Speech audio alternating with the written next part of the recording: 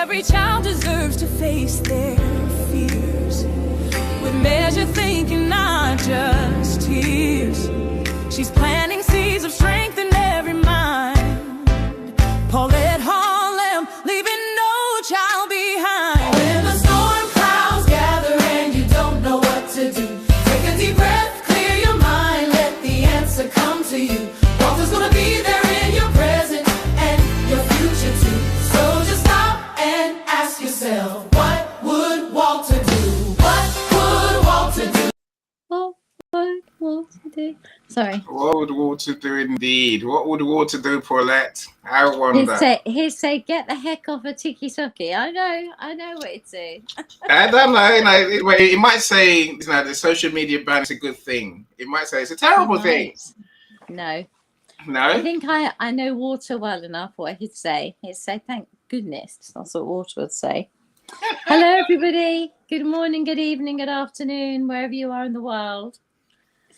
Yes, we wake up to news. Yesterday, they confirmed that there has been a ban on social media. Now comes the hard bit, as Ellen Room says. Is making sure we hold them to account, which means making sure that it works, because if Ofcom don't do their job, it won't. But anyway, before we get into that, hello, I'm Paula Hallam. Excuse the state of me. This is because I went live yesterday on TikTok as a sort of, I don't know what I was exactly. I sort of Coco. I think I was a bit Coco the Clown-esque. No, but I had you want more than. See, you done TikTok and you done Cyrus's show, didn't you? Two cups of tea. But Cyrus's show, I looked sensible. When I got to TikTok, I was exhausted, so they got what they got. But yeah, I mean, the thing is, I've done it for a very, very definite purpose, but it gives me an insight into things, and I really want to talk about the insights. But before we get to that, let's just say hello to Ennie. Thank you very much for doing this show, Ennie. Yeah, so of course, you can see how Ennie's been doing his magic on Paulette by saying, "Don't do that." Anyway, no, let's. And she does it anyway, regardless. Yes, I'm a great hater of TikTok, and Paulette made me sign up yesterday and buy some stupid hearts things, So that's why I gave some boxing gloves. 29 pence it cost me to buy 30. 29 pence for me, you're a superstar. It's not. Oh yeah, no, really. Yeah, Stacey, thank you for joining us. Great to see you. The tech was taking not as bad as normal. Tech always takes. Mine right? was right. Taking. I was here. I'll have but but LinkedIn is slow these days on the invite thing. It really is. I have to say there are definitely weirdness about it because you think you've got your link, and then you click on the link and it goes.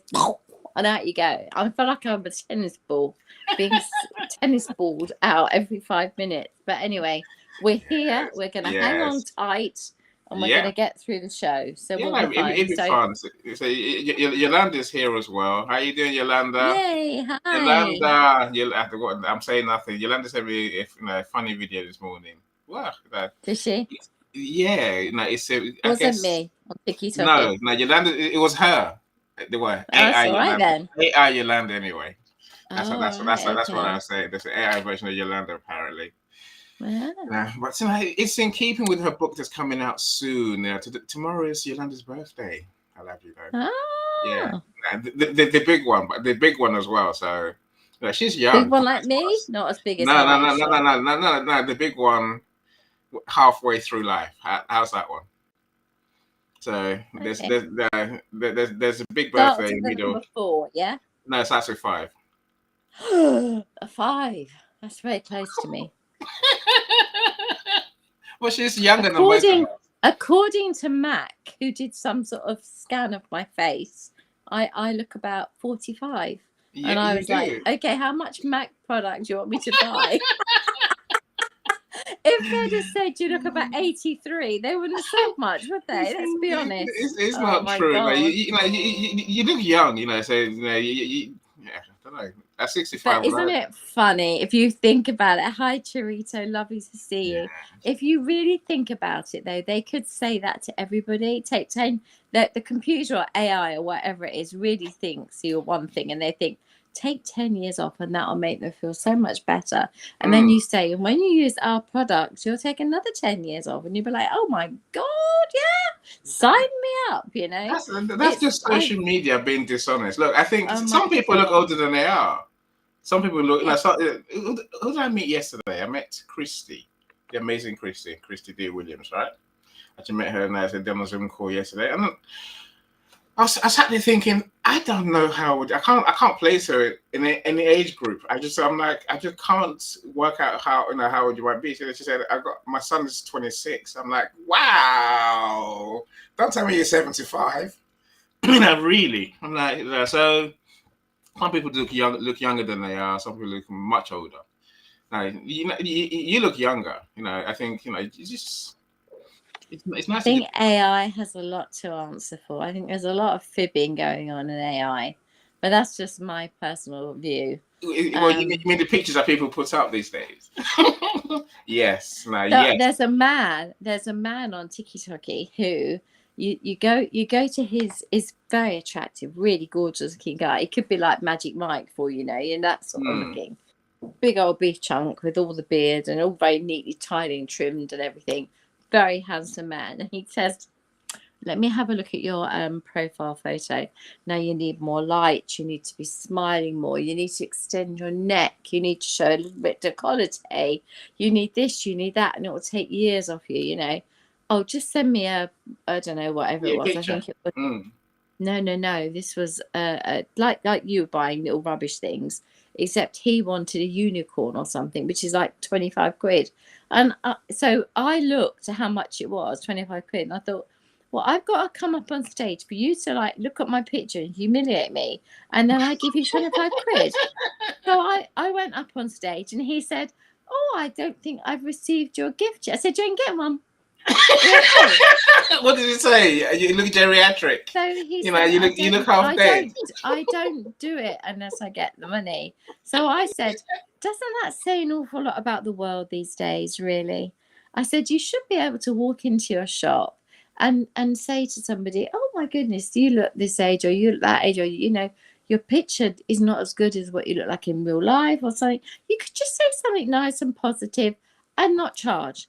Or if somebody wants a full assessment, you charge. I said, but to actually say to someone, you can't talk to them unless they've paid you. I said, what kind of place is this? Bye. And then I left, you see. He sent me a message. I was rude. He reported me to TikTok for being rude. I thought, whatever, mate, whatever. You get that everywhere. You get that. I think on here you get that these days, where people will meet you unless you pay their meeting fee, $50, $25, $75. I'm like, no thanks. I'm not. You're not that important. It's fine. You do you. I do. It's fine. I don't need to meet you. It's just very sad how we've lost the humanity that, to me, the world is all about. Okay, we all should have what I call a heart. That should be something that comes natural. We should all give freely and willingly if we can. And it doesn't even mean money. I mean time. I mean effort. I mean, I've seen guys that go around cutting grass and they do videos on YouTube. And, these people's houses were like wrecks. And they come in and they cut all the grass, cut all the trees down, and they make it look amazing, right? And then they get this guy comes and starts shouting at them, because he's one of the neighbours, and he'd given him a quote of $800 to do it, and now they've done it for nothing, just for a video. And the guys are giving him all this, and I'm like, if I'd have decked him, I think I would probably have put him under the machine, because the point is this: if someone is doing something out of the kindness of their heart, and you come along and go, but I was going to charge them money, and you go, well, isn't that a shame? Because in this kind world of ours, there are still a few people who see something above the dollar or the pound. I don't know. And In this that's kind of world, sad. you know, is the world any kinder than it was? I'm not sure. Liana, No, welcome. We'll see you. no, definitely not. Not in my view. We welcome Charita, didn't we? So it's a good time for Charita. I love when you can join event in good time, good hours. Yes, I hate the idea of her being up at 4 o'clock in the morning. Yes, that's what we normally do to her. Mr. Paul, how are you doing? Glad you're here. You know, Paul is a new star. Hello. Yes. You know, he's getting around. So, you know, Charito says Josh is here. How you doing, Josh? Now, I got a message. Josh, my brother. Yeah, you My know, brother Josh. from another mother. Technical reasons why we couldn't go. We can start on time, but you know, we try our best. You know, there's always technical things going on behind behind the screen. That's people don't see, but we do try. Time is money, still giving. Oh yeah, time is money. Oh. Exactly, but time, if you've got a spare bit of time, Yolanda, and it's not time critical that you're doing something else and you can give that time to help someone else, then to me that's time well spent.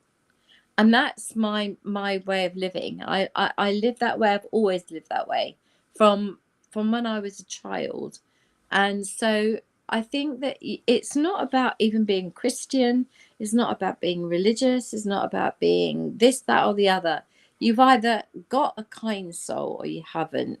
And if you haven't got a kind soul, then you can't change. You can't.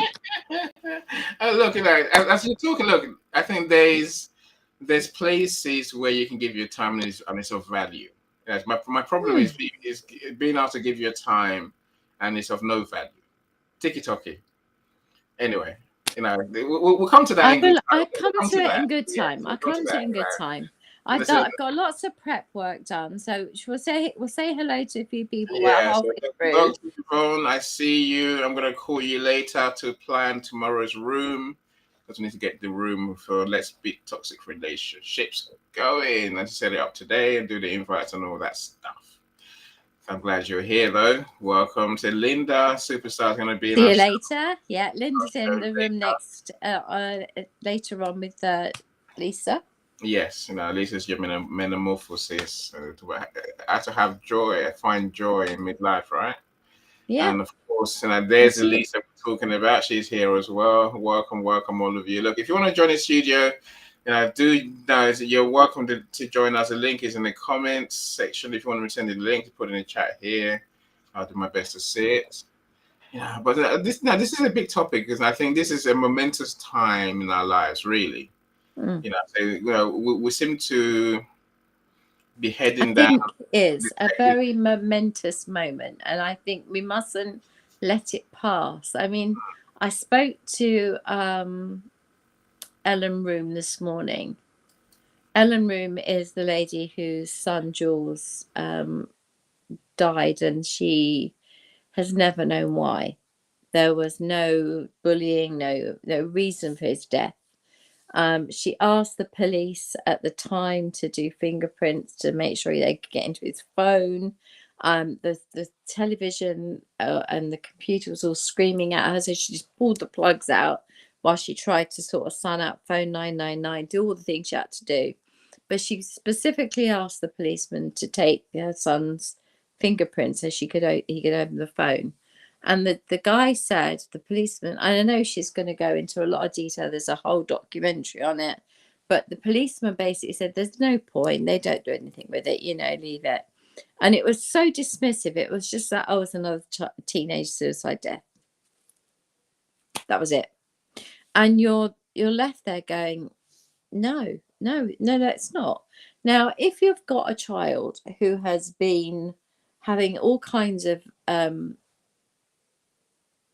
difficulties and issues, and they suddenly aren't around anymore, and they leave a letter or a note and it explains why and what and whatever, you have an understanding. Doesn't make it any easier, but you have an understanding. When there is nothing, and I mean nothing, and the child is seen an hour and a half before saying bye to it, spoke to the mum on the phone an hour and a half before, and she said, I'll be home, train will be in an hour, and I just got to drive home.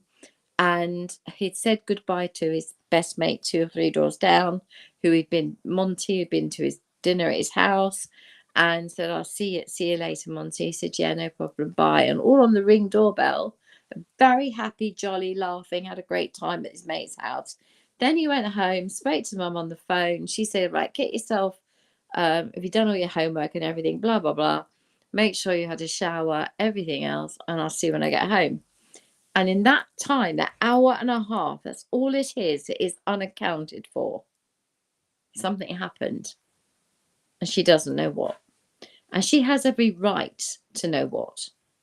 And the argument that I had and she had, and we've been fighting with together, and not me personally, but I mean, yeah, I've been very influential on LinkedIn about it. I've been very noisy about it. I've been very much get that document signed, get everything done to get it through. But she's also had to fight to get another High Court ruling so that she can actually go and ask for another inquest, so that the new coroner can ask for that data, so she can actually go to the social media companies and make them give it to her. Because she's asked nicely, she's threatened, and they've done nothing. So now she's got to go through all this palaver to fight to get that data. And she'll do it, because if you've ever met a tenacious woman in your life, it's her. But what a palaver to put someone through when they're already going through the depths of hell, losing their child. And for that alone, I commend her. For then getting on board with all the other bereaved parents who become a group that you never want to belong to. She said, we're a band of parents that are broken, who are pulled together to help fight for something, so that no other parent has to go through this. And I have to say this, and I say this, I'm holding my heart as I say it. You can't see it, but I am. Having nearly lost Ben a long time ago, long time ago, I know that when mental illness affects somebody, how you have to fight. You have to fight so hard to get them back to being who they are. Yesterday, he finished his master's in biomedical sciences and neuropharmacology. I mean, I can't tell you, right? And you couldn't meet a nicer kid, could you, Annie? I mean, just one of the sweetest, nicest kids you could ever meet on this planet. Apart from mine. The planet is better for having him here, right? I've both of them, really. Of course. It's nice to have kids who are not crazy, literally. No, absolutely. But also the fact that what we're saying is that they've got through it somehow is what I'm saying. I'm not saying it's always been plain sailing and we haven't had our ups and downs, but the point is that at least he's always had that touch point of knowing it doesn't matter what the problem is, he could always phone his mum or his dad, whatever his problem, right? And I think that gives everybody that feeling that you're not alone. And so knowing how close I came makes me really feel for those parents that have lost their children. And let me come back a bit. So let's bring this back a bit, Paulette. You see, Ben and Tobias don't do social media. No. Like of course, they watch YouTube videos, but they're not addicted. And Instagram and all that. He watches they look every scroll. so Yeah. And I said, I've got granddaughters who scroll all day, and it's just ruined them because they can't do anything apart from scroll. They can't. All they do is scroll. And if you take the phone away, they have a breakdown. Literally, and I said, my granddaughter is 17. Doesn't want to do anything apart from just sit there and just scroll on the phone. And we see this happens all day to so many kids. And going back to Ellen Room, I don't think people realize that the social media platforms treat the kids as if they're adults.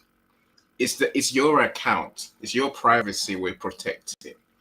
Except when we're opening you up to scammers, in which case, don't worry about that. No, but we're not going to tell your parents what you're doing. As if, as if even if you're 12, they're like, it's your account. Parents can't access your account. They can't get the information. Even after you die, they can't get the information. How can that be? And they're the ones that bought the phone, and they're the ones that pay the license. They pay the bill. They're the ones that pay the bill. They're the ones that do all of that, and yet you've got no actual rules as to your allowance. The only person is a coroner, and then the coroner can't do it. The coroner has to go through Ofcom, and Ofcom do it. It's such a long way. But listen, that may well change if we can fight it. And I'm shoulder to shoulder on this one. I'm up for fighting with anybody about making things easier for parents to get access to information, because at the end of the day, it's you that pay the bill, right? It's a child. A child can't consent. They need parental consent, except for social media. Well, let me get you onto this then, because I've done so much work. I want to go through quickly some of it with you, because it really is important how I've. Right. Okay. So this is my bias. I'm going to tell you now. It's bias. Okay. So it's Paula Hallam's bias on things.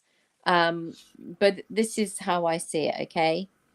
When we say, right, the UK have now announced that they're going to ban social media for under 16s. Okay. And it's heavily influenced by what's happened in Australia. That model seems to be aimed at the under 16s and the platforms such as TikTok, Instagram, Snapchat, Facebook, YouTube, and X, with enforcement based on age verification and age assurance systems overseen by Ofcom. Now, this is where my issue comes in. And I called it friction. And the reason I call it friction is because there's an issue here.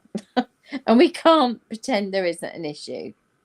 Public health interventions don't have to be perfect or to be effective, right? Many teenagers join social media because it's easy. If creating an account suddenly requires facial age estimation, ID checks, and other age verification methods, a significant number of younger children simply won't bother or won't be able to. Even if some get around it, reducing access by, say, 20% or even 30% or even 40% could still have a meaningful effect. Yeah. So what we're saying is we might be able to save 40% of the children. We might. Only might. It's similar to like the age restrictions on alcohol and on gambling, right? Not every teenager is prevented from accessing either of those. But society accepts that reducing access is worthwhile. When we tried to stop smoking, everybody said you'll never be able to stop smoking, didn't they? Do you remember? You'll never stop smoking in public places. You'll never stop smoking outside. It's happened and it's worked. You get change. Change takes a few years, but it will happen. These kids have been on this social media since 2020. Those years have been added to. We're now in 2026. Now they are 6-year addicts. They've been doing it since 2020. One of the strongest arguments for the Australian approach is that it changed expectations, i.e., if the law says social media is not fit for under 16s, then parents can say that is the argument. It's against the law. Now, if a parent needs to have that argument, it's against the law. They've now got it. You can't have TikTok because it's against the law. Many parents have felt trapped and have many arguments and fights with their teenagers and young children, 10, 11, 12, over social media.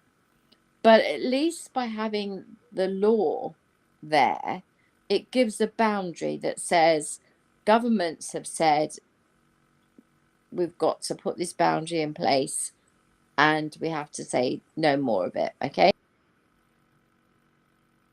Oh, no. I don't know what's happened there. Hopefully she'll come straight back. Oh, Paulette, where have you gone? Damn. We've lost Paulette for a second. Okay, right. Hopefully Paulette will come straight back. I hope. Let me welcome Dr. Marcia. How you doing? Our Christian-based coach. How you doing? Glad you're here. I see Margaret, Miss Margaret is here, the one I call Superwoman. So glad you're here. You're both here. Of course, Dr. Marcia and Margaret are both in my book behind me. Listen to what I learned from COVID. Dr. Marcia, probably information for you. We are working on bringing the team and the family of authors together to do some events about the book. So hopefully you will join us, Dr. Marcia. Hey! Welcome. We lost you. No, That's the internet for you. I do apologize. So okay, just to quickly round up on where I was. Okay, so the argument is that if parents need a boundary, they can use the government. It's against the law. Okay, but many critics argue that platforms knew the recommendations for those algorithms. Many already knew that it was amplifying harmful content, self-harm, eating disorders, bullying, extremism, addictive engagement loops, and yet they move very, very slowly because engagement drives advertising revenue. The UK's broader online safety framework already pushed companies trying to push towards a stronger child protection, and yet guess what? Even the threat of legal penalties and changes had no effect. So why might it fail? Well, in Australia, the kids have found ways of getting around it. That's the first thing. So you get circumvention is widespread. It's known. They know it happens. They know it. That's what goes on. But there are a couple of reports I picked up on, which I think would be quite interesting to people, which say that the falling the facial age estimation system through simple tricks like drawing on moustaches. Now, would you not think somebody gets a black eyeliner, draws on a bit of fake moustache, and that will get you an 11-year-old to pass a 16, 18-year-old? So we move forward. Stick on beards. You know, like comic things you buy in the joke shops? That will get you through the facial recognition. But then they have to put a photograph of themselves. That's easy, isn't it? They take a photograph of themselves with their fake beard or their fake moustache, and now that's their photograph ID. Except when they have to produce something like a birth certificate or a driving license or something a bit more serious. And if enough children can be seen to access the platform this way by rule breaking, then there should be a change. But, this is going to be proving that technology is imperfect. Nobody wants to admit that. The Australian system has said, yeah, we've got weak verification. Children are getting through.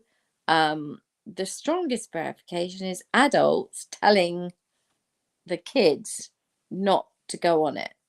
So the parents parenting and saying, you're breaking the law, don't do it, is far more likely to have effect than privacy or surveillance. Now, again, this is just me throwing things out there. I go by a wide view, a very wide view, very wide lens. Will children go somewhere else? Will they migrate somewhere like Discord or somewhere else that's equally less restricted? So will there come a different type of social media that is sort of underground social media, if you know what I'm getting at? Sort of like a new social media platform that will make people go, oh yeah, the kids will all go there because there's no restrictions on that one. So who knows what's going to happen? but that's what the general consensus is from the psychologists and the people that have been asked to give opinions. They believe that there will be something created that will be harder and more encrypted for adults to get in. And I find that very scary, because some of these young kids, these 18, 20-year-olds, are writing the AI programs. They know what they're doing. Some of us lot haven't got a bloody clue. Well, talking about myself in that respect. So in Australia, they're already worrying about this. The Australian academics are saying we have got to do something to make sure that the child safety experts are watching all the time to see if there's any migration. And if there is any kind of mass migration, they should be able to see it, and they should be able to watch it somehow through AI systems, I presume, and they will know the risks. Big notice to ourselves there, that if they're worrying about that in Australia, that should equally worry us. The underlying business model remains unchanged. Some campaigners argue the real issue isn't children's age. The real issue is I'm going to struggle with this one, algorithmic amplification. Now, that is words not from me, that is words that are on these reports I read. And it says on there, the real issue is algorithmic amplification. A 15-year-old and a 25-year-old are both exposed to systems designed to maximize attention engagement. Critics therefore argue that banning younger users just treats the symptom and not the cause. It's like putting special cream on a bee sting, but leaving the bee's nest there. Do bees have nests? Hives. Beehive. No, not hive. What would it be when the bees make, a bee home? A bee place where bees make. Have beehives. Is that beehives? Yeah. They make hives, yeah? So bees make a hive, and therefore, if we don't treat the hive, we just treat the occasional sting, we're never going to get on top of this. So Australia have achieved some things. So they have forced a global debate, most important. So everyone's heard the word online safety. But like climate change, everyone knows the word, don't know what it means, but they've heard the word. But online safety has become a word that people know and have heard. Platforms have been told to implement age assurance systems. Millions of accounts have been reportedly disappeared or were disabled. And parents gain stronger backing with limited social media access. Circumvention appears common. Age estimation is imperfect, and privacy concerns remain substantial. Some young people appear to have moved to alternative platforms, and the word Discord appeared many times in these documents. 3 different reports, and the word Discord appeared 3 different times. In other words, Australia has shown that a ban can be implemented. Will it help the parents say, look, it's against the law? Yes. Does it help the broader picture and the bigger problem? Probably not. Should governments have stepped in? Now, this is something that this is Ben. This bit's Ben. Ben and I had a very deep and long conversation because he's completely against the ban.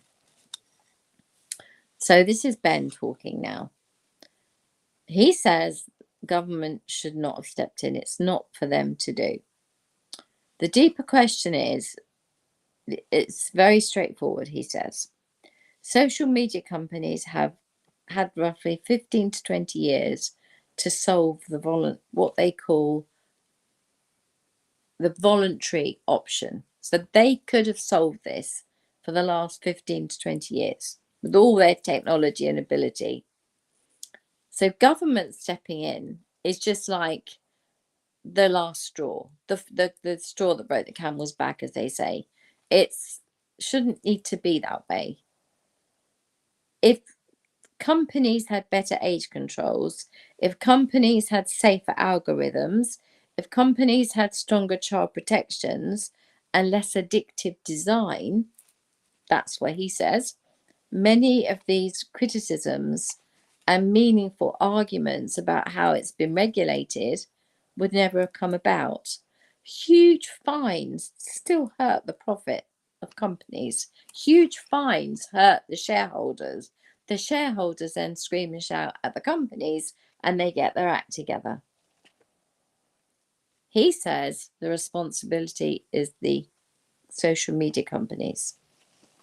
So the case against the government action from Ben is a counter argument, is that government stepping in is basically because they failed to regulate the companies properly. They didn't step in quicker, soon enough to make a difference. So rather than just banning under 16, says Ben, and I'm reading verbatim, he says government should have forced platforms to remove addictive design. It's a big feature, huge. Increase transparency of recommendation systems. Allow independent audits. He's a big believer in if you're like when he's creating a new gene to try and solve a major problem, right? In order to do that, there has to be audits, there has to be controls, there has to be 101 people look over your shoulder and check what you're doing and make sure that you're not breaking any kind of rules. So if they can be held to account in their business of microbiology, why the heck can't social medias be put under the microscope too? This is his thinking. Allow independent audits, strengthen parental controls, give users meaningful control over the algorithms. In other words, if you don't want to see this, you should be able to press a button that says, don't send me this. But you can't. It just gets thrown at you and thrown at you and thrown at you. And you look at it once, that means you like it. Have more of it. And you might have looked at it just on the off chance that you just have a look at it. And then you don't look at it again. And now you're getting it every day. Breakfast, morning, dinner, because you pressed a button that said, I want to look at that. What you should have said is, I want to look at it once, I don't want to look at it again. Or actually, don't look at it at all. So holding companies accountable instead of excluding children, he felt would have been a much more proportionate response. I quote my son. He said, the assessment is, if the goal is, can we significantly reduce the number of 11, 12, 13-year-olds on major social media platforms, then the answer is yes, the UK policy may work. Probably fear of getting caught. However, if the goal is, can we eliminate children's access to social media?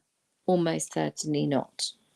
Can we solve the harms associated with social media? Not on its own. The strongest criticism of both the UK and the Australian system is that you've put the burden of the age verification on the child and not on the platform itself, says Ben Hallam. The strongest defense is that waiting for social media companies to voluntarily reform has produced little or very little. So why do you think government will make that change? Unless significant fines,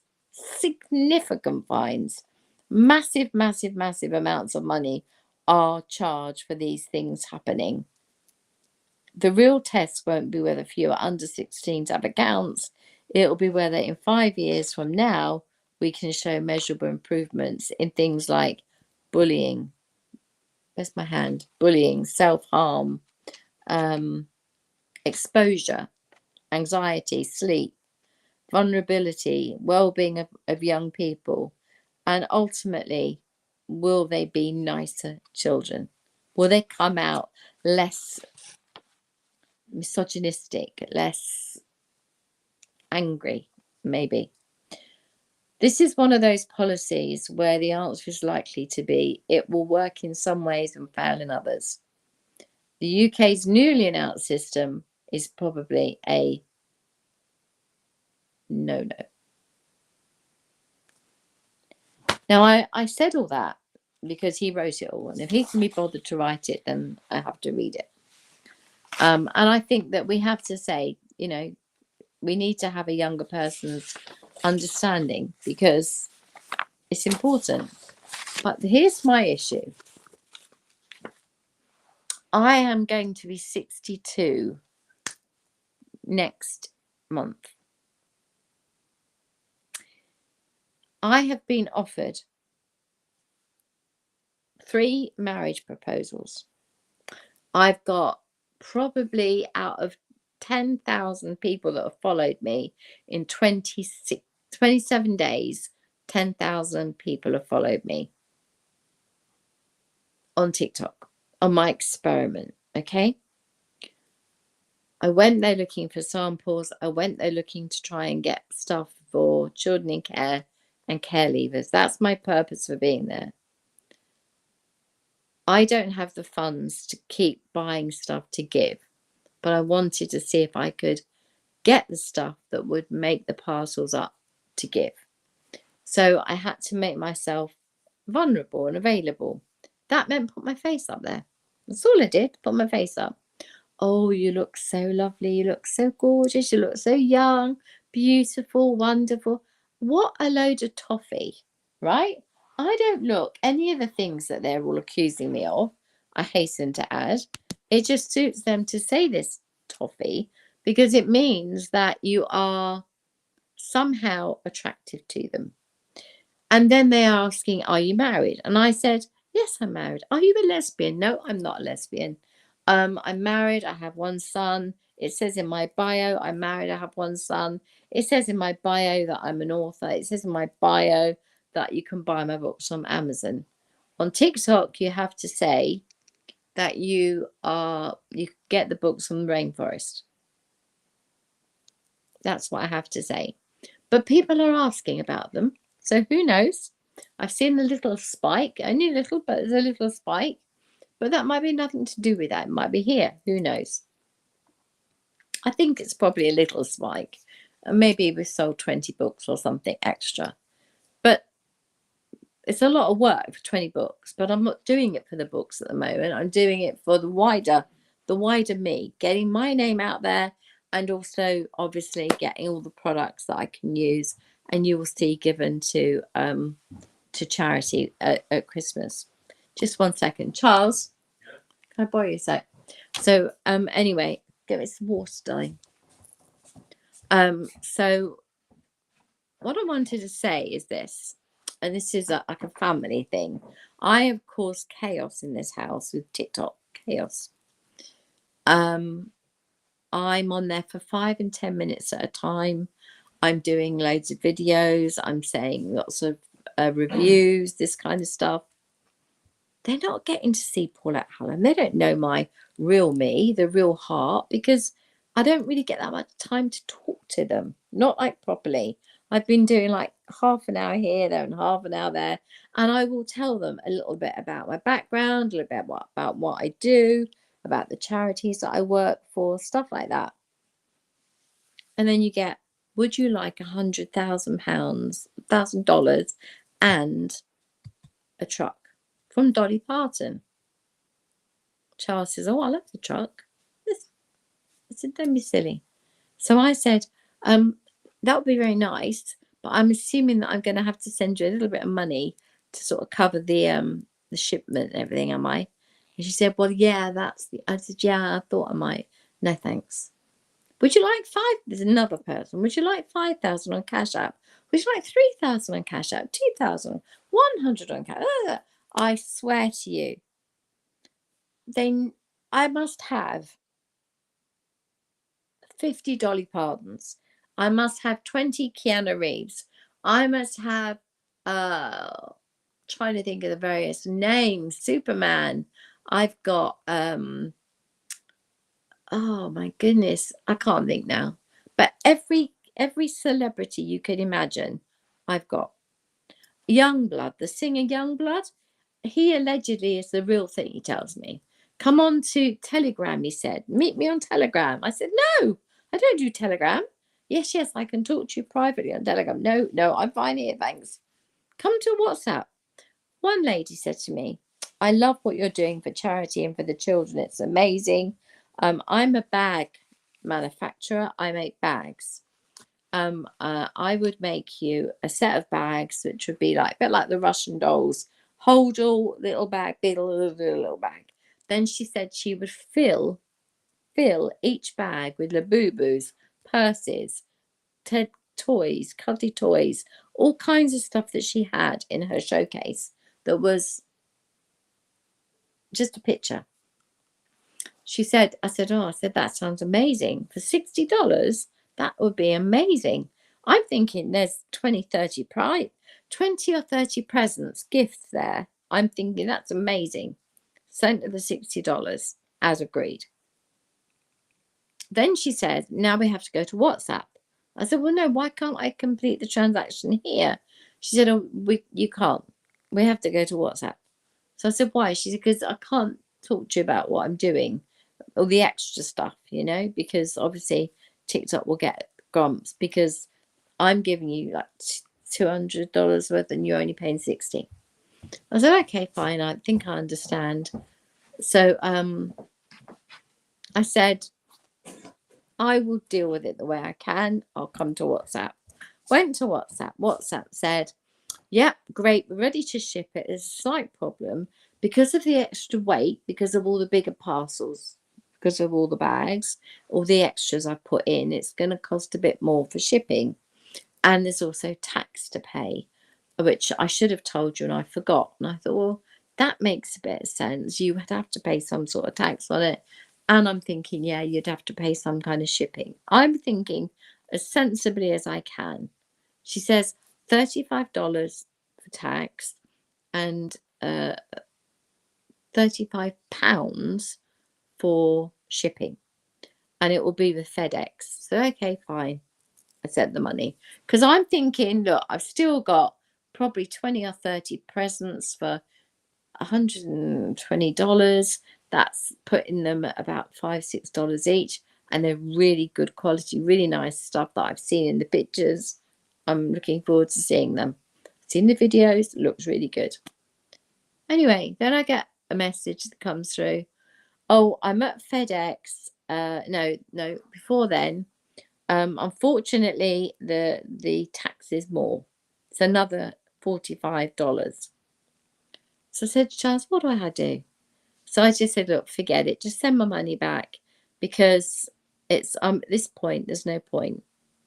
Right? No point. It's just getting too expensive.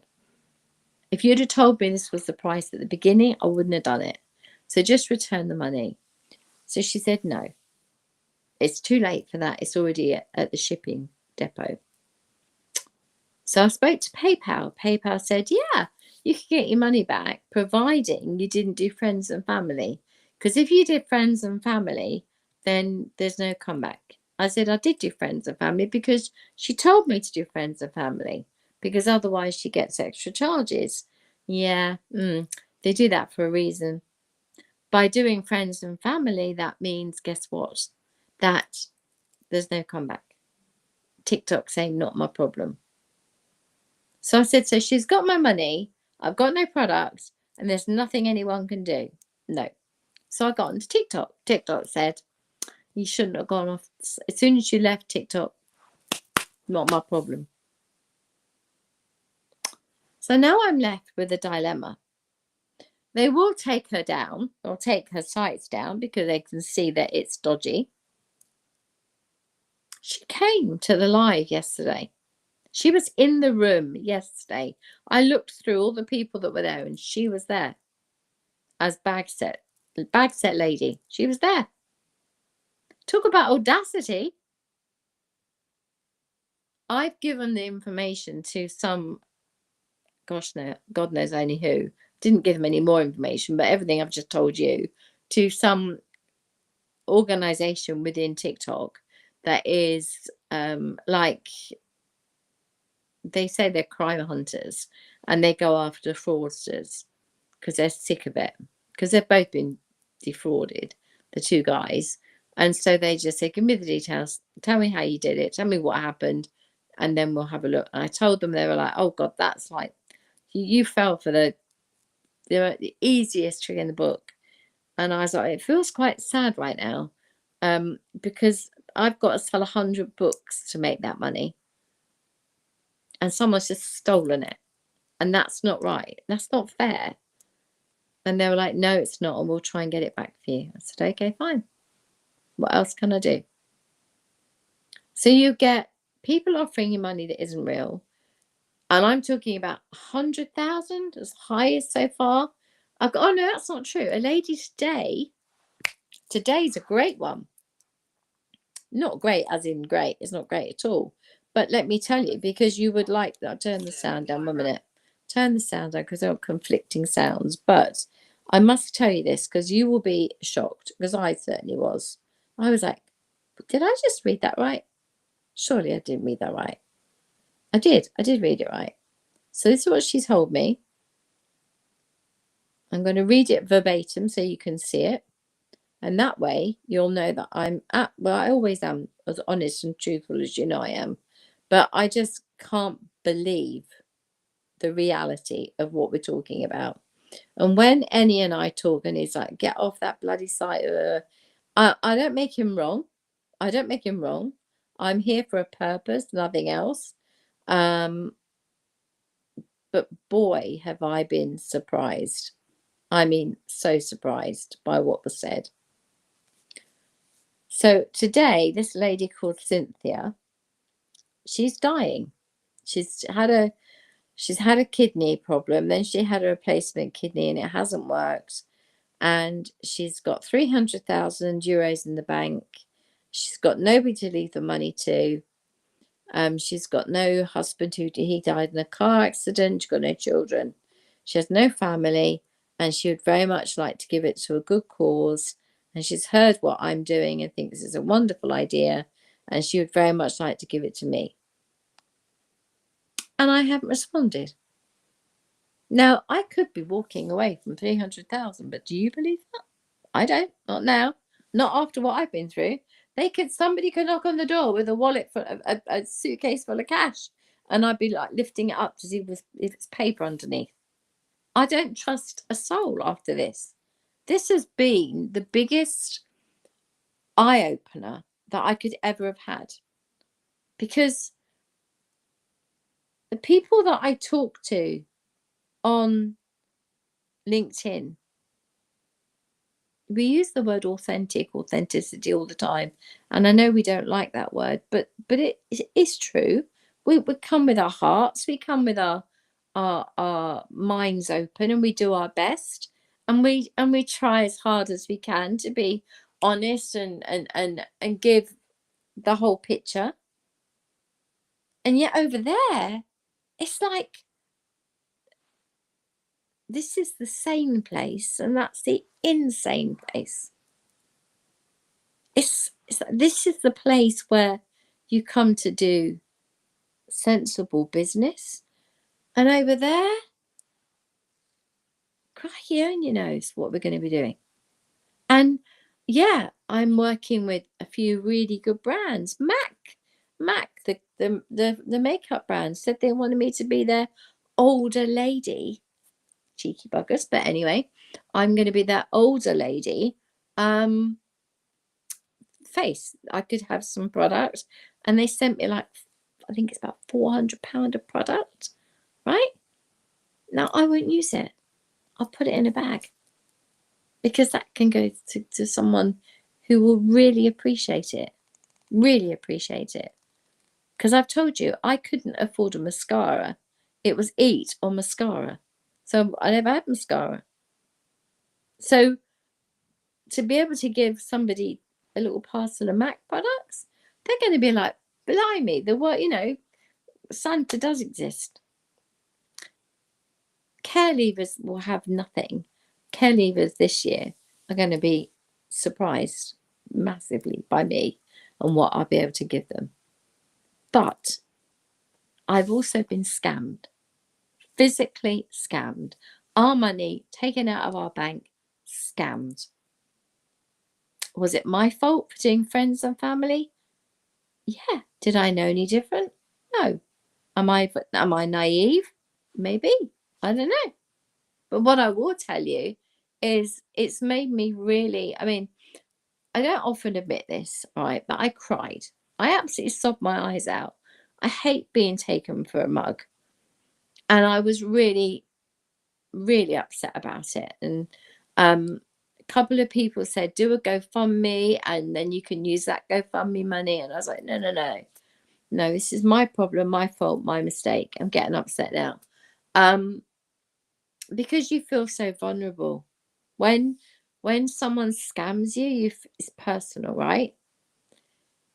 And I'm talking about social media, and I'm a 61-year-old woman. What can they do to these kids? I am looking at it through the eyes of a grown-up. Ben said to me, well, you shouldn't have gone off LinkedIn. You shouldn't have gone off TikTok, rather. You shouldn't have left the site. You shouldn't have done this, shouldn't have done that. I said, well, it's all well and good with hindsight.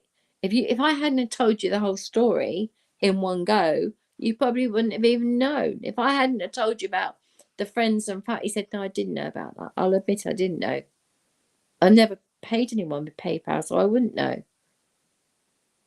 So, you know, I'm just trying to say that if a 61-year-old and a 62-year-old woman cannot hack it,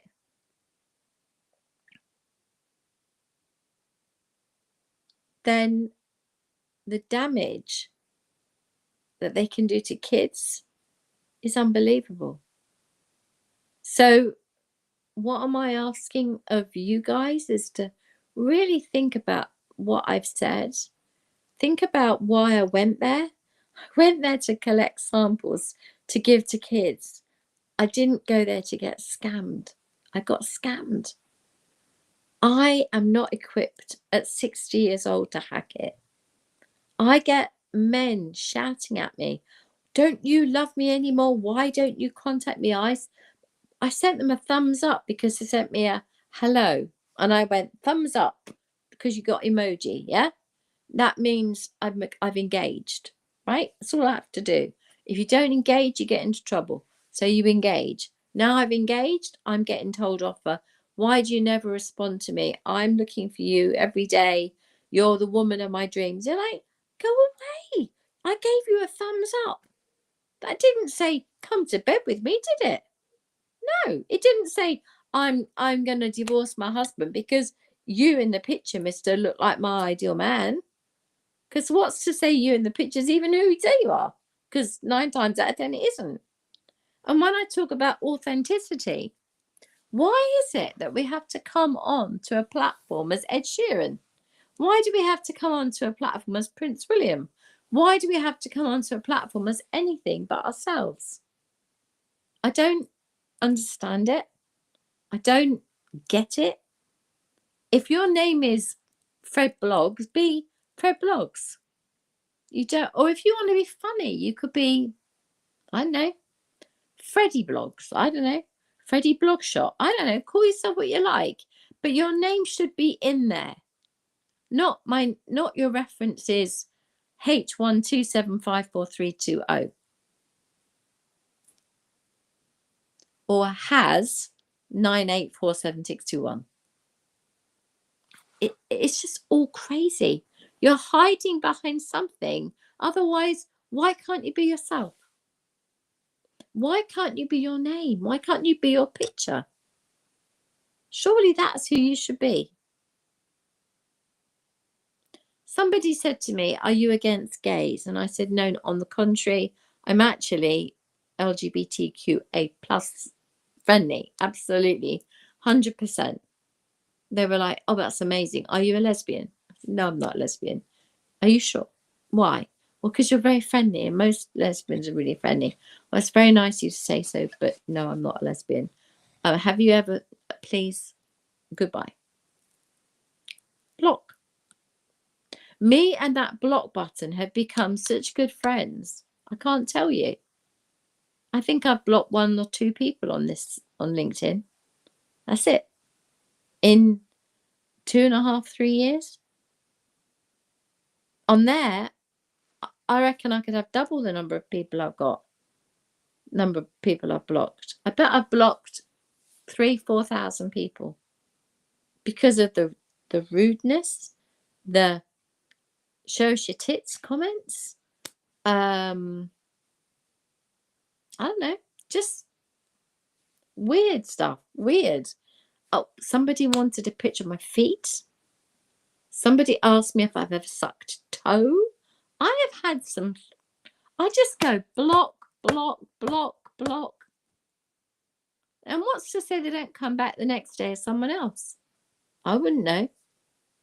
You got no way of knowing. It could be one person. I just said to somebody who came to the room yesterday, I said to that person, are you anything to do with Miss Totes or Miss Bagstuff? She'd have gone away. But I thought I'd ask, because that's another name I could give to TikTok and say, look, I think this one's related to those two, so she should go too. But you know what? They can open up another shop tomorrow with another load of pictures and another load of videos, and they're back in business. Different IP address, different email address, and away they go. There are no controls. There are no comebacks. Personal experience, I know. I've given you my lens of what's actually happened. I've given you Ben's opinion as a 20-something-year-old, 22-year-old who sees it very differently because he's grown up with this. And I've given you the computers and the reports view. And I've also given you the BBC's view. And I've added Ellen's view into it as well. So you've got all those different perspectives. Now it's down to you. Annie, over to you. Yeah, it is emotional, Miss Paulette. You know, our time has run way over. So you know, let's welcome Josh properly. Josh is here. So Mike is here as well. Mike says, "What's the catch?" The catch is, look, they're driving kids crazy. You know, if you haven't got kids, you probably think nothing of this. You know, if you got kids and you think, then you can see the results, right? You know, you can see the impact. Here's the weird thing, Paulette. The owners of the platform don't let the kids on the platforms. Strange that. Zuckerberg won't let his kids on the platform. Bill Gates and his wife will only let the kids use smartphones. They won't let them own smartphones. They can only use smartphones in the kitchen where they're supervised. Yeah, and there's a reason why they say the Chinese don't let their kids or even people use TikTok. Amazing, that, and they own it. I'm saying if the owner's not letting people on the platform, let their people on the platforms, should be a reason, eh? Yeah, something's amiss, right? You know, literally the harms that it's causing that we see, that parents see. You know, you mentioned the exploitation bits, the solicitation things that's happened. You know, but the kids get dependent on these platforms because they spend all day scrolling. You know, and they literally get mentally ill when they're not scrolling. They're it's proper dependency. Yeah, really. You know, never mind the fact that this is the kids get ropey advice around how best to kill themselves, how best to do this or do that. I'm saying, for all those reasons, I say, the aim is not to ban the platforms. The aim is for the platform to control access, but they refuse. They refuse. It's more than that. It's the algorithms. It's the computers. The AI algorithms have got so clever that as soon as they get one little nickly, oh, you want self-harming videos? Would you like some self-harming? Have you ever considered self-harming? Here we go. Have 4 bucket loads of self-harming videos. That's the problem. I can accept that, but I think the platforms will tell you that they're 13 plus, all of them, pretty much, right? The problem is that they can't monitor or restrict access to no, they can't on the 13s go on the platform because they refuse to implement systems that verify your age. Right. Look, But 13-year-olds aren't mentally equipped for dealing with this stuff either. I'm saying no, under 13s should not be on any platform, to be fair. Full stop. I'm saying, right, if you're 18 and you choose to search for ropey stuff, whatever ropey stuff means, it's, rude content, just literally harmful content, then that's your choice, right? But literally, they refuse to control and stop the kids from getting on the platforms. In which case, I say ban it. Why not? If they choose to implement access for the right people, not for kids, then I think I think those platforms would rightly come off the list. If you ask me, I have no idea what's going on. Right, my phone's doing funny thing. I can't control it. Right, nothing I can do about that. Right, look. In the UK, I suppose there's always going to be good and bad, like you said, Paulette. Right? There's always going to be good and bad. You have TikTok banned on the ban list, Facebook, X. I don't see LinkedIn on there, by the way. See, Snapchat's on there. LinkedIn isn't on there. Right, LinkedIn's not on there. So, but we don't want under 13s on LinkedIn anyway. I don't want under 18s on LinkedIn. But LinkedIn would do. Now, LinkedIn has better systems to verify identity than all the other platforms put together. That's why on LinkedIn, they're real people. On the other platforms, there are. I don't know what there is. There's nothing really. I do worry about banning YouTube, but that's because I like. I think that YouTube is useful. But then again, I think if you're able to eliminate certain things, then yes, YouTube is useful. The problem you have is how do you limit certain things without stopping it all? And the problem is the only way you could do that, and there is a way, because I watched a video on it. The guy said all you need to do is when you load a video, you put your age appropriate level on it, and then when that video is searched, if it doesn't come under that threshold, then a bit like going to the cinema, if it's a PG or whatever, or a PG plus or whatever, you would put like a code like that on it, and that way each video would have that registered number on it, and that would eliminate people seeing it. Lisa says, well, I don't know about the friends and family rule for PayPal either. I learned something today. Look, if someone tries to take you off platform, say no. We know to say no. The problem now, the kids don't know any. We think we know, and then when they say, "Oh, it's for the kids," oh, come on, we'll come off here, and I'll double what you're going to get. You're going to get twice as much, and I'll fill it for you because it's for the kids. I was like, oh my God, they really believe in what I'm talking about. I was like the biggest mug on the planet. Yes, Paulette. Yes, you were. But look, I've told you, you've had this conversation enough times. I've said to you, just don't do it. I don't believe it. I don't do it. I don't do any of it for good reason. Really not. Look, as much as you might want what they're offering, no. What's that saying? If it's too good to be true, then it is too good to be true. Leave it alone. Really. Look, kids don't have the willpower to resist tempting offers. Right? Really. And I said tempting. Kids. If you said to a kid, look, easy way to make money. Show up on these videos. I know kids who do this, by the way. Show up on this video and just sit there and just be rude to people. Swear at them, just be rude to them, insult them, and we'll pay you. Right. I know many girls who do that, and I shake my head. I just shake my head. Because some fools are paying money to be, to be abused like that. I don't know. I don't get it.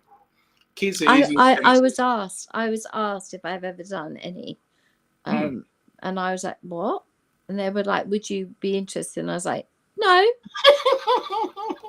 They were No, like, the kids who are quitting all you school have to don't do is do that. abuse people and tell them off and tell them what you're going to do to them, and they love it and they'll pay you money for it. And I'm like, no, it's okay. I'm fine, thanks. Especially I'll sell books. You know, if you're a pretty young girl, then they'll pay you even more. This is the sadness of this all. Oi, Right? less of that. I'm just saying. Cyrus, I see you. Welcome. You know, look, you know, I think we'd love to have a proper conversation with, you know, with people in the audience. You know, I'd love to have more people in the studio come and share, you know, share their thoughts on this topic, because I think it's an important one. You know, I hear what Ben says. I just know, I don't know if there's any other way. See, I say all this because I think the AI revolution, as they tell us, is here. That's inevitable. It's going to have the same problem. They're going to ban many of them. I've been talking about this for quite a while now. Yes, AI is here, but the platforms that want to implement general intelligence are going to be banned. You know, for those of us who are here who use AI extensively, you might want to start thinking again, because when the government starts saying no, it's like the AI, say it hasn't been touched in the UK yet, or the US, but there's many African countries who are restricting the use. You know, I'm saying, think hard. So, why is AI important in a conversation? Because we're where we are with social media, where we could have been at the beginning, and said, let's make some rules. The government said no. The platforms ran wild. Now we're like, oh no, let's go quickly. Let's ban them. Let's curtail. Well, it's cigarette smoking. Oh God, it gives you cancer. Oh shoot, better stop it. No, oh, but we made loads of money out the tax. Oh damn. Yeah, but cigarettes are banned now, aren't they? No, cigarettes for under 18 is a ban forever, which is just odd. You know, if you go shop at 40, apparently, you know, if you are under 18 now, when you're 40, go to a shop, say, can I buy cigarettes? They'll be like, no. Show us your ID. Well, no, you're under 60, so you can't smoke ever. I'm saying, the bans are coming for everything. You know, and I don't know whether it's a good or a bad thing, really. You know. Well, see, Ben says, "Oh, Big Brother, he's always on about Big Brother," but he also sees it that people should be able to make their own decisions, right? For example, we left Brexit because the majority of people said they wanted to leave. Now, the majority of those people are either dead, who voted to leave Brexit, or if they're not dead, they are now realizing that they wish they hadn't. Yeah. So consequently, the younger generation are going to, don't give them a chance. They've had their life. Ask us, you know? And I'm like, wow, what an attitude. But that was then. And now I'm like, well, actually, they've got a point.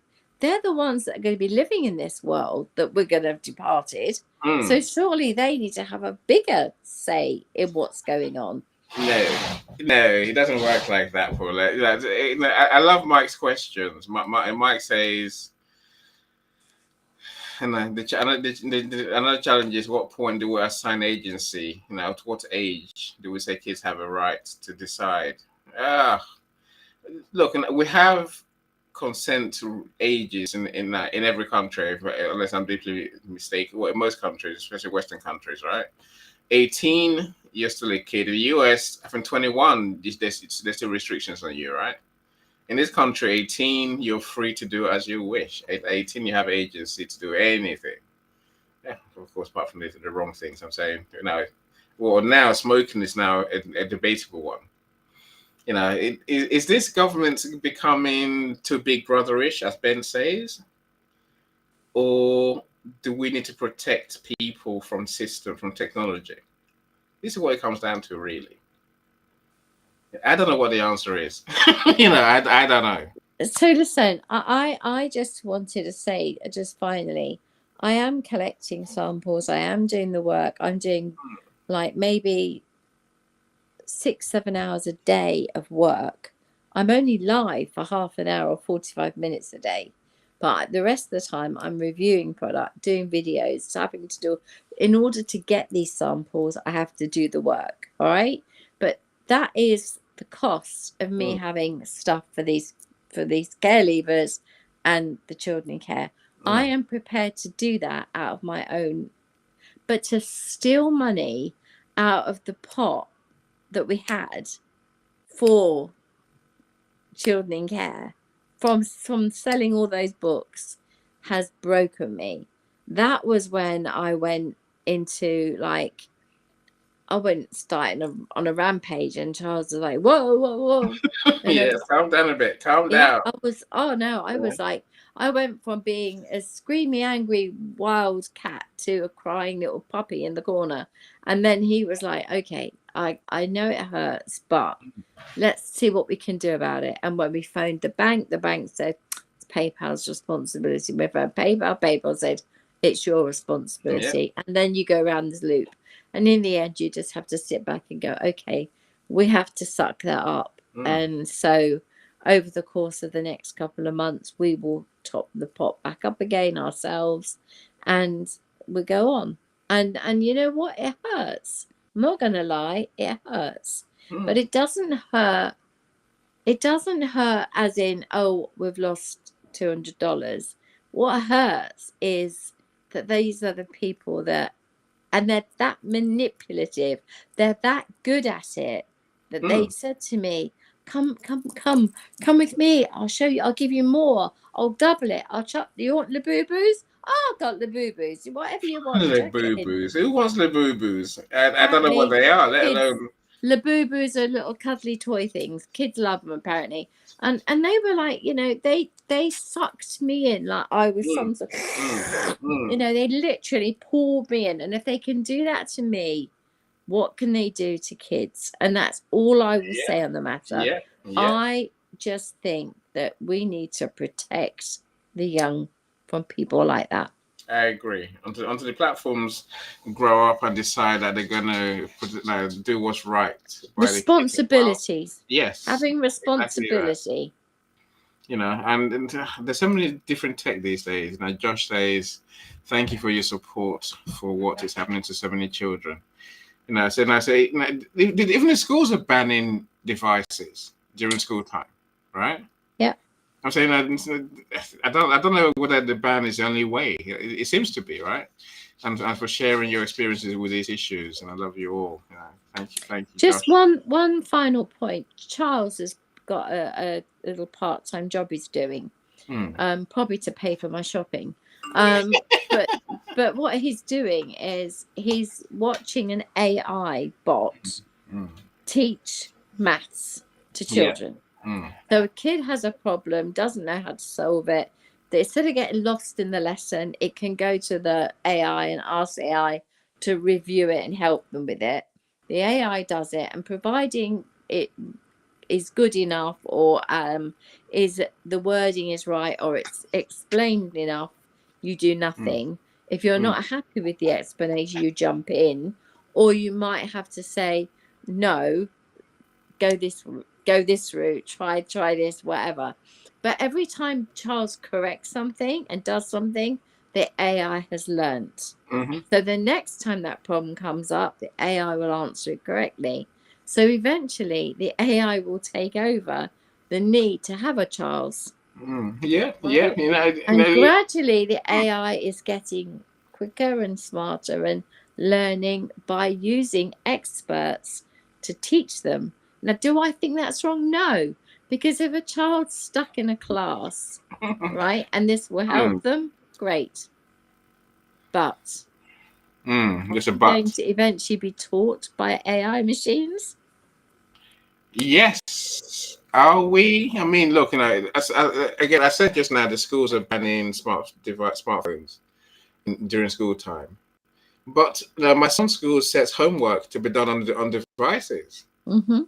How weird is that, right? I'm saying, you know, there's a video by Hugh Grant that talks about he says, my child came home with a letter saying, congratulations, your child's been given their very own laptop, right? Every child was been given a laptop. Now the lessons will all be done on the laptop. The homework will be set on the laptop. So he goes, so that means 6 hours schoolwork on laptop, 2 hours of homework on the laptop. That's 8 hours of screen time. Then Yeah. they're going to want to be on their devices. Yeah. So what's that? 10 hours of screen time? No. You think? Make it 24. Why not? All day, all night, right? And At least you know, this is where we're going. it's where we're going. I don't know how, you know, can we stop it? Should we stop it? I don't know. You know, look, Scammers, at least, yeah, but how we ever stop scammers, I don't know, because as soon as you come up with one way of stopping them, as I said, they would have sorted out another site, another website, another IP address, whatever. I think even worse now is that AI is helping people to design better scams, more convincing content, more convincing emails, more convincing messages, more convincing graphics, everything. You know, basically AI can copy your bank's look and feel and create messages accordingly. I've got a photograph. I would just very quickly show you this. You would not believe it. So when I sent it to FedEx, FedEx said to me, they actually not laughed, haha. Yeah, no, they said that is chuckled. a stock image of what we have on our website. We would never tell you and ask you for money. We would never do this. We'd never do that. And I can assure you that the box, the pictures, everything on there, it's all just, all of it is, the whole thing is just straight off of our system. Yeah. And I was like, pardon? And they were like, that picture there, I'm just going to show you that. Yeah, that one. Picture, that is their stock image of their website. That's it. AI can do, you know, it's not can do amazing things. Yeah. That's straight off their website. So what happens is they've learnt to just take stock images and say your parcel is here. I have your parcel. You owe us this money. You can't deliver it. No. As Mike saying, his bank refused to help him with a scam. You know, on a scam. You know, look, many of us could fall for these scams all day. You know, so when I check my inbox, I just delete. I don't even read half. I don't read 3/4 of my messages. 3/4, I'm being generous. 90% of that I delete. If I don't know who you are, I don't care. You know, I've actually messaged AA recently because they gave me something that I won apparently. So I messaged on LinkedIn. I'm like, is this real? They're like, no, of course it's not. I said, no. If you got staff, then if you got young staff, you're at risk. You know, your business is at risk. You know, you can be scammed very easily, right? Yes. You know, so I'm saying, you know, and as I said, if you can scam a smart 60-year-old woman, and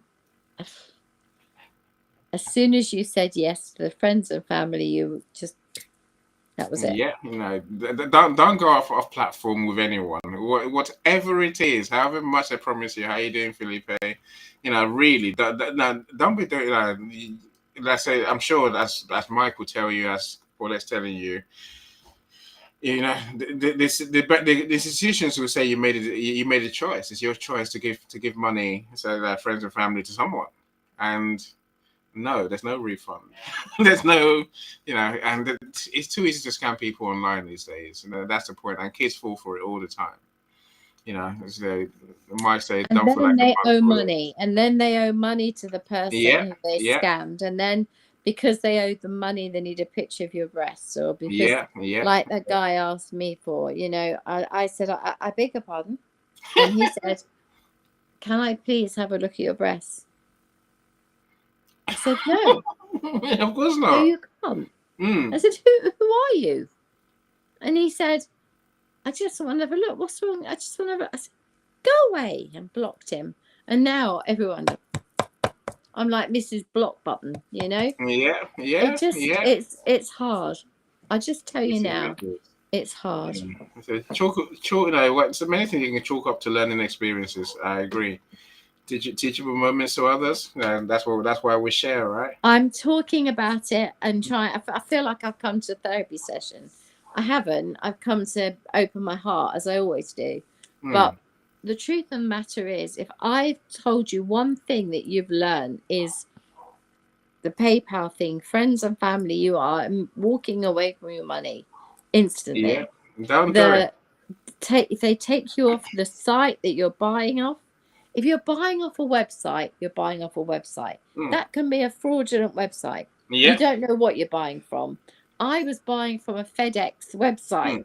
According to that guy, he worked for FedEx. I phoned FedEx. I said to FedEx, do you ever WhatsApp anyone? They went, no. Have you got the consignment number? I said, no, you won't give it to me until I pay the outstanding tax on it. He said, nah. So, it doesn't work like that.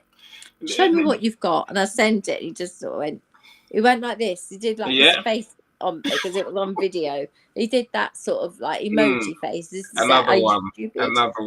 Yeah, another one. Look, you remember last night on the TikTok, the person that said, send me on Cash App. You're like, on Cash App? What am I sending you on Cash App? I was dying of laughter. They're meant to be buying from you, and you're meant to send them money on Cash App. I just baffled. Baffled. I get probably 20 to 30 beggars a day. Every day. And and you can't vouch for any of them. That's Felipe. Welcome. I sent an email about a job from a CEO in Madrid. I was sent an email about a job from a CEO in Madrid. I looked him up on LinkedIn and sent him a message asking if he'd reached out, and he said no. And I asked for the email to investigate who was using them a photo. Felipe, the LinkedIn's probably one of the better ones where there's fewer scams. But there's still scams on LinkedIn. There's still scams on every platform. And whose responsibility is it? That's the question we're asking today, right? Is it the governments here decided they're going to take action? The governments around the world have decided they're going to take action. Australia to be the first one, right? So most of Europe have said today on a breakfast show today. There's been a European Council meeting that have said now that the UK have done it and Australia have done it, it's very likely that most of Europe will do it. Yeah. And then the States will follow eventually too. Yeah. And the rest of the world. It sounds like the rest of the world will all follow suit because at the end of the day, they've seen how many kids are no longer here because of all the damage. But listen, I'm telling you now, and I don't want to say this to scare people. I'm not scaremongering, and please don't think I am. But we are hearing about 1% of the problem. Yes. 1%. The true problem is millions of times worse than we think. And there are children who are harming themselves. There are children who are not eating. There are children who are so full of anxiety, all because of something that's been said to them on this blooming unrestricted facility. And now all that's going to happen is, as Ben said to me, Mum, they'll just go to Discord or somewhere else. Watch this space. There'll be another Discord type entity will be evolving any day now. And that's where they'll all go to. Look, this Discord we know already is Roblox. I don't trust it. I've done that. I've been to Discord a couple of times. I don't like the look of it, let alone. Yes, there's too many things for sale that are not for sale. There are too many fake coins, crypto coins that you're meant to spend money on, and people seem to want to talk in secret. That's why I don't go. Yes, and also they do this thing where they'll say, "I'll send you some coins. I'll send you some coins, and you can play the game then." There you go. You see? Have some coins. And then what happens is now you owe me. You owe me something for those coins that I gave you. Didn't think I gave them to you for free, did you? You know what I did on Discord? I created my own coins. You know what they're called? Joke coins. Yeah. Suddenly I had the currency that I created. I'm like, really? Is that easy? That's why I don't mess around with crypto at all. If you mention crypto, I'm gone. I don't care. Apart from Bitcoin. All the others, everything else apart from Bitcoin is a big scam. Even Bitcoin might be a scam sometimes. But literally, I don't, every time I've dealt with crypto, I've been mugged off. Literally, I've lost thousands. you know, on crypto, thousands. So never again. And you know, if you ever talk about anyone here, anyone listening to us, you know, when you see me run the other way very quickly, don't be surprised because I'll be running behind you. That area. I'll be like, it's another bag, lady. Yeah, always. And I just, and the problem is that the people who peddle this rubbish still carry on doing it.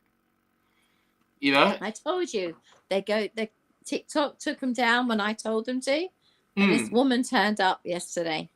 Oh, exactly the same. Yeah, everything was the same.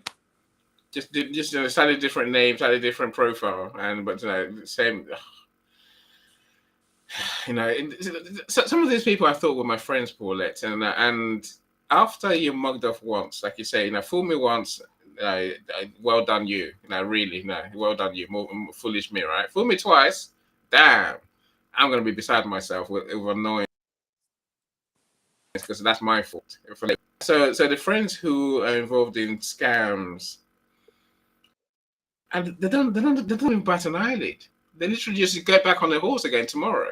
Oh, sorry, all your money disappeared. You know, because I told you to put money in there and it went. Oh, here's another one. I'm like, go away. Go away. Very quickly, on that note, I would just tell you something very, very quickly. I had a very, very rich friend, I mean, multi-millionaire friend. He had, like, you know, the big Ferrari horse. He had one of those in brass at the front of his house, and he had a roundabout. You came in and you drove around the circle to get in and out of his house. And the big horse stood in the middle, and he had 3 Ferraris, right? He had a Bentley, you name it. Anyway, the point is not the reason I'm trying to talk about it. Right, what happened? He owed £800,000 in tax. Owed. Not back pay, just owed it. Yeah. They said, if you're prepared to make it 1.2, right? You can put it into film and cameras and production. So what they were trying to do was get people to invest in film and production because the industry was at an all-time low. Yeah. So they were giving people a tax, like a tax break or a tax avoidance, call it what you will. But basically, if you put your money across to this, then you will be saved, right? This amount of money. So pay 1.4 and you save the 800,000. And your whole 1.2 goes into film. So he borrowed 400,000 because he didn't have it in the bank. It doesn't so matter. He borrowed the 400 because now he's turned 800,000 tax pay into a 1.2 million investment. PwC, right? At the bottom of PricewaterhouseCoopers, which is the biggest, probably one of the biggest worldwide, I would suggest. Accountancy people ever. At the bottom, it says there is something called a disclaimer. Disclaimer. The disclaimer says, we are offering advice. If you decide to take it, that is your decision. We are just offering you advice. Now, when the government decided that it was all flaky and dodgy and it wasn't what they thought it was and they didn't want it anymore, they came after him for the 1.2 disappeared. Of course. The film didn't work out, whatever, gone. Now you owe the 800,000 plus compound interest. You now owe us 2.6 million. Yay. How? I don't have 2.6 million. Sell your house then. Sell your cars. Sell this. It's like, but hang on a minute. I only owed 800,000. Went back to PwC. PwC said, if you read the disclaimer, it was only disclaimer. Advice. Yeah. What are they called? Disclaimer. You know, small print. Small print. Well, small print. Yeah. But no one ever reads, right? The point is, if a major company like PwC can take down one of my friends who's a multi-squillionaire and he was selling his stuff like you can't imagine, right? You saw a great big black pergola in my garden, a massive great metal one. That came from his garden.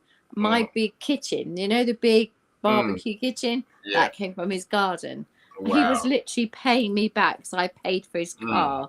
So I took on the loan for his Range Rover, and because I did that, he had to pay me each month a Range Rover money. And some months he couldn't afford it. He said, "Do you want a barbecue?" And I said, "I've got a barbecue, but this is like a 12 grand barbecue. Have it Have for another 1 month one." payment." Right, 1 month's payment. Have my £10,000 pergola. I don't want a £10,000 pergola. Well, you can have it because Anyway. I owe you this money. Ferrari's so I'm gone. telling you, he went from being a squillionaire with a four or five garage bank full of the most amazing cars, and the small print said, the disclaimer said, this is the key. The disclaimer said, it's at your own risk. We are merely offering you advice. I think every platform will hide behind that. That's exactly what they're doing now. I'm really sorry your child is dead. Yeah. Here's a disclaimer. Which is crazy. Look, I think we're going to bring the conversation back in different ways, I'm sure. Mike says in the US, he recommends going to trustpilot.com to check on online companies. Don't know, no, we've got Trustpilot. Of course, we have the same platform here.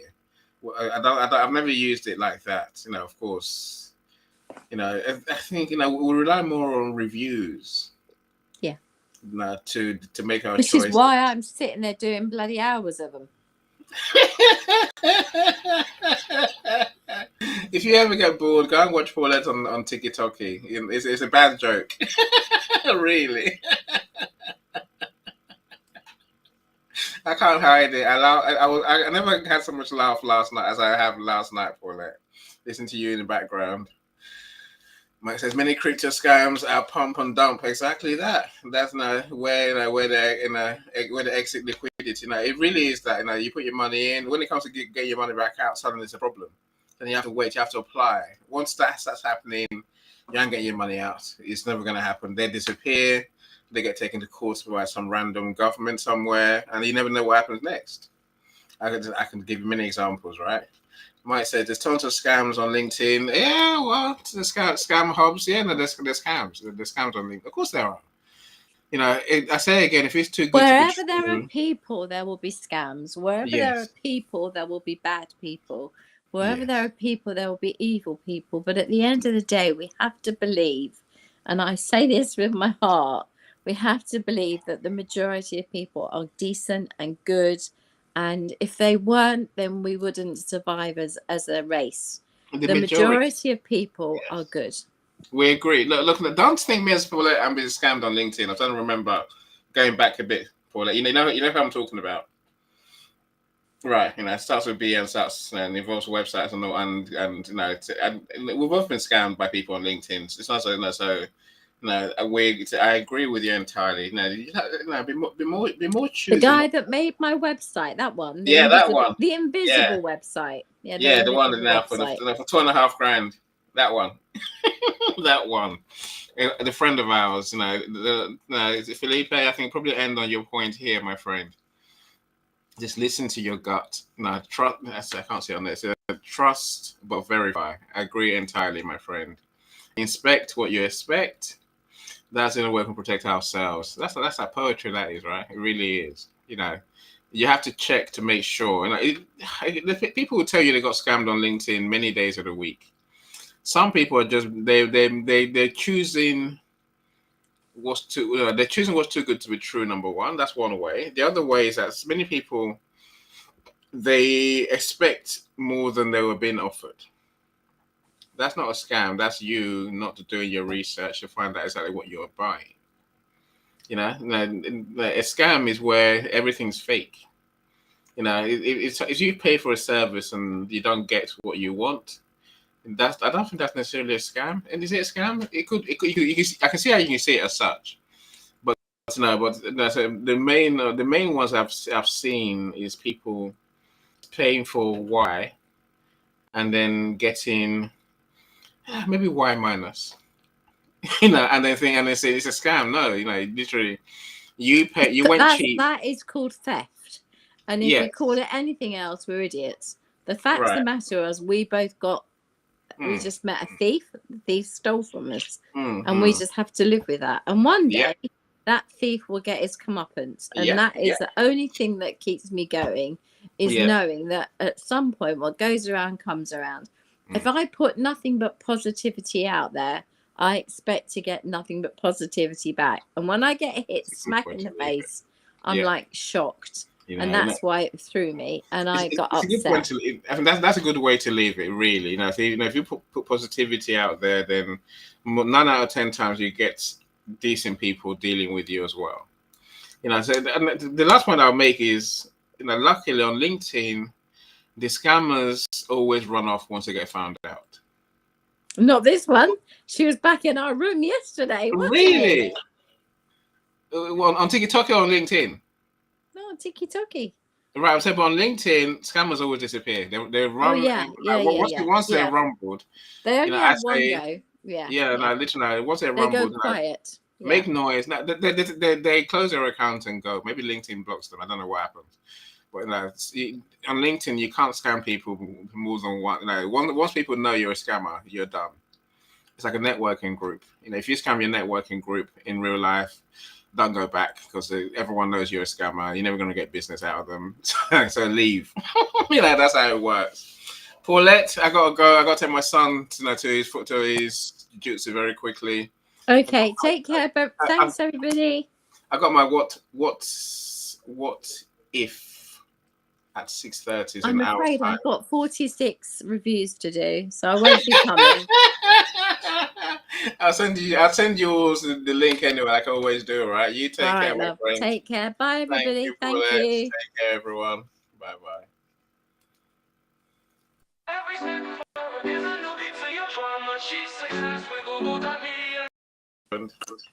I don't know what happened there. Now, let's end with this one. All right.